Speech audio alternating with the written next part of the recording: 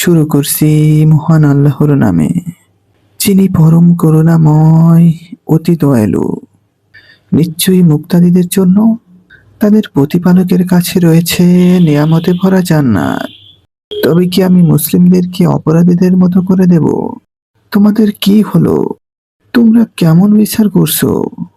তোমাদের কি কোনো কিতাব আছে যেখান থেকে তোমরা এই শিক্ষা গ্রহণ করছো, যাতে তোমাদের জন্য রয়েছে যা কিছু তোমরা পছন্দ করো?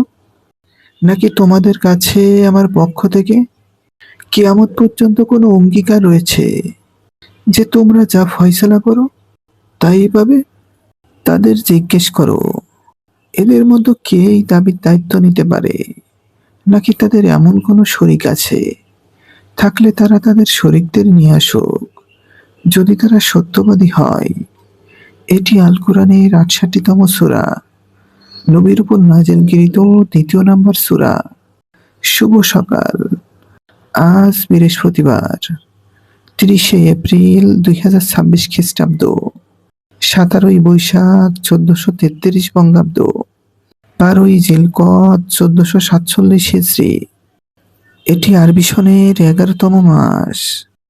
আব্দুল্লাহ ইবনে মাসুদ রাদিয়াল্লাহু তাআলা আনহু থেকে বর্ণিত, নবী বলেছেন, কিয়ামতের দিন মানুষের দুই পা নড়বে না যতক্ষণ না তাকে জিজ্ঞাসা করা হবে তার জীবন কিভাবে কাটিয়েছে, তার জ্ঞান কি কাজে লাগিয়েছে। আল্লাহ ন্যায় বিচারক। তিনি কখনো সৎ ও কখনো অসৎকে এক কাতারে রাখেন না।